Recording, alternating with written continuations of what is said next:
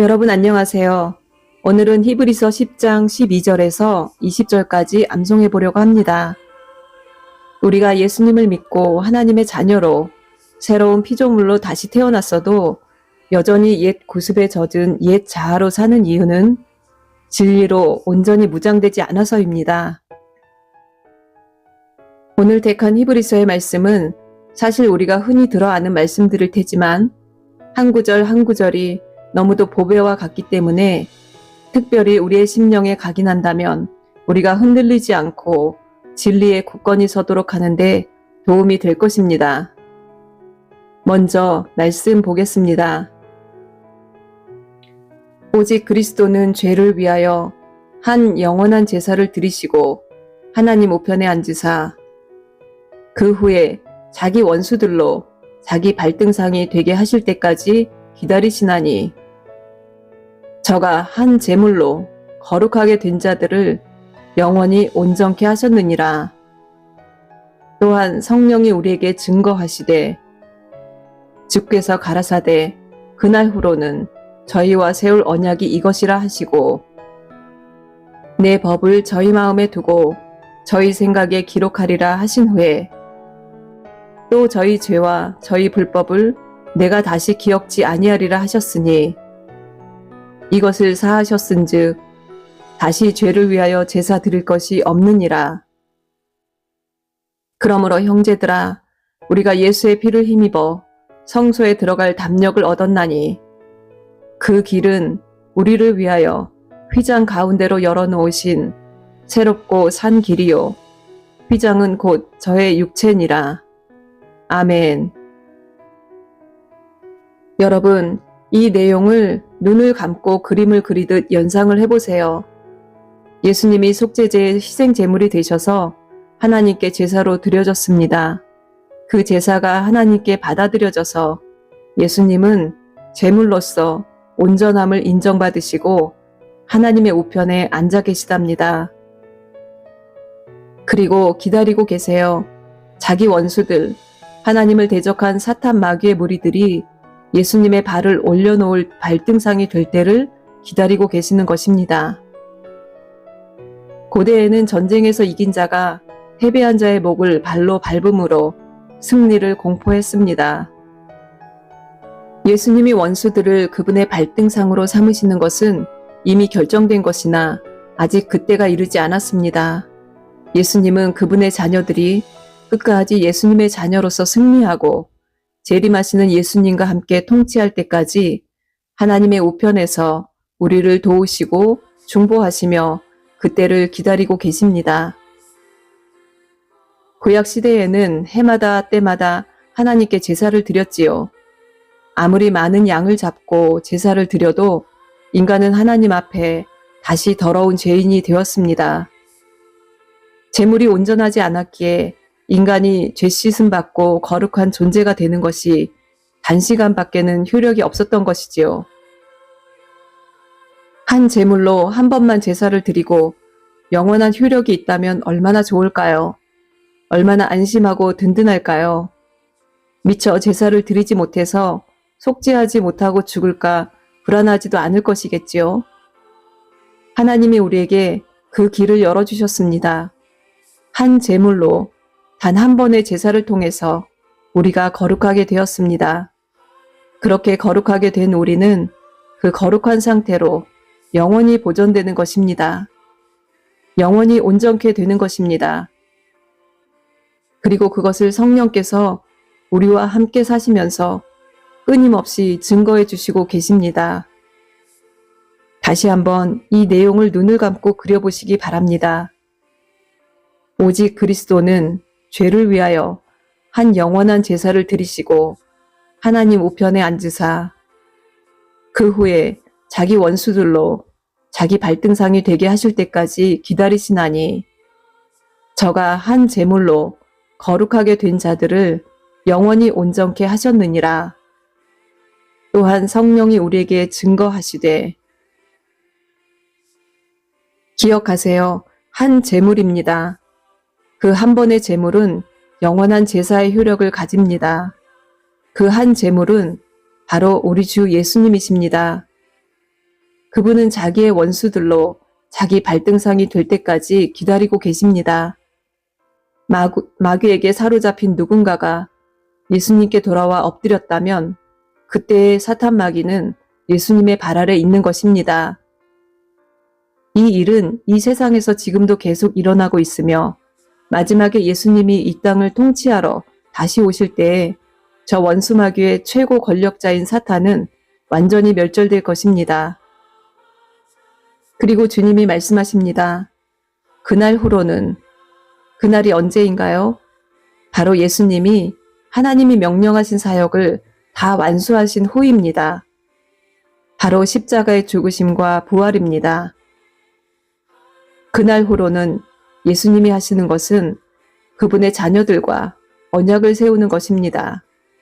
그 언약은 바로 내 법을 저희 마음에 두고 저희 생각에 기록하리라 하는 것입니다. 이것을 다시 말해 보면은요. 하나님의 법을 나의 마음에 두고 나의 생각에 기록하리라. 아멘.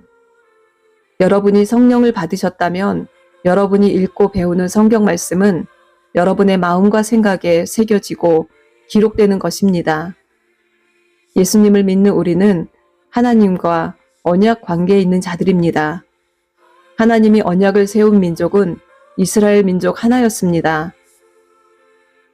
창세기 19장 5절 6절에 하나님이 이스라엘 민족에게 하신 말씀을 보면 세계가 다 내게 속하였나니 너희가 내 말을 잘 듣고 내 언약을 지키면 너희는 열국 중에서 내 소유가 되겠고 너희가 내게 대하여 제사장 나라가 되며 거룩한 백성이 되리라 라고 말씀하셨습니다. 그리고 베드로전서 2장 9절에 예수님을 믿은 자들에게도 동일하게 말씀하십니다.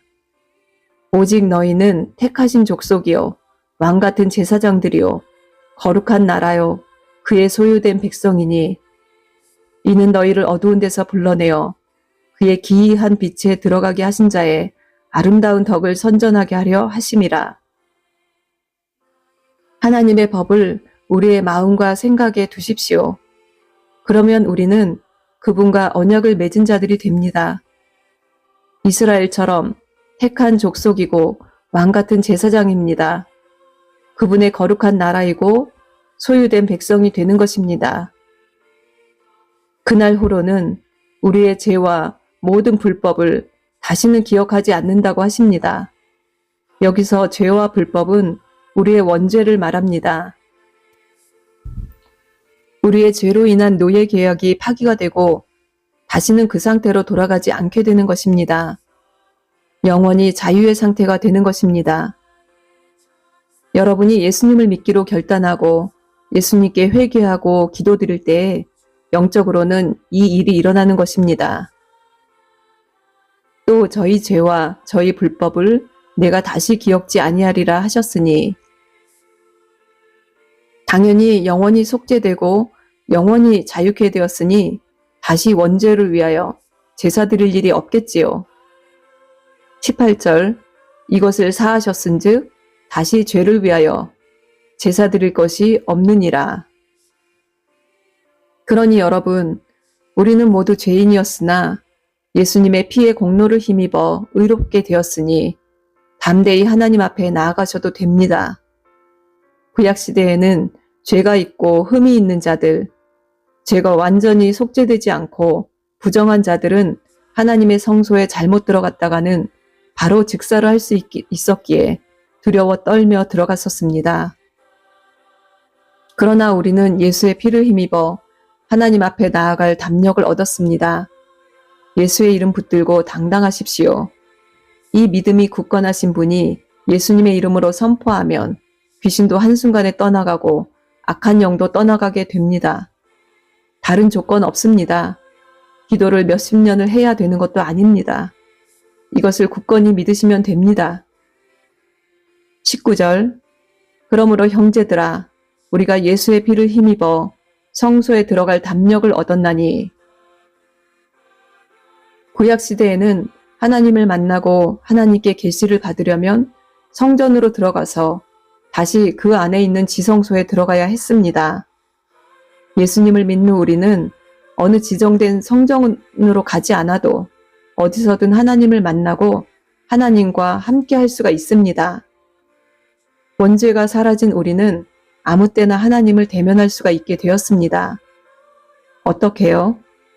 예수의 피를 힘입어서요. 예수님의 죽으심이 나의 죽음을 대신하시는 거니까요. 그분이 대신 흘리신 피로 인해 나는 성소와 지성소를 지나 죽임을 당하지 않고 하나님 앞에 당당히 나아갈 수가 있는 것입니다. 예수님이 십자가에서 죽으셨을 때 성전의 지성소로 들어가는 휘장이 반으로 찢어졌습니다. 하나님을 만나러 가는 데에 가로막힌 그 휘장이 찢어져서 길이 열린 것입니다. 그 길은 우리를 위하여 휘장 가운데로 열어놓으신 새롭고 산 길이지요. 그 휘장이 바로 예수님의 육체인 것입니다. 마지막 20절 말씀. 그 길은 우리를 위하여 휘장 가운데로 열어놓으신 새롭고 산 길이요. 휘장은 곧 저의 육체니라. 정말 가슴 벅찬 말씀 아닌가요? 예수님을 믿는 우리는 날마다 새롭고 산 길을 걷는 자들입니다. 날마다 예수님의 육체를 지나 하나님께 나아가는 자들입니다. 그 말은 예수님의 찢어진 육체를 통과하지 않고는 하나님께 나아갈 수 없다는 것입니다. 예수님이 우리를 살리시고 하나님과의 관계를 회복시키시기 위해 그분의 몸을 찢으셨습니다. 단 한 번의 제물이 되어 영원한 제사를 이루셨습니다. 그렇게 거룩하게 된 우리를 영원히 온전케 하셨습니다. 이것을 성령께서 오셔서 날마다 증거하십니다. 하나님과 우리에게 약속하신 언약은 바로 그분의 법을 더 이상 율법서가 아닌 우리의 마음과 생각에 기록하셨다는 것입니다.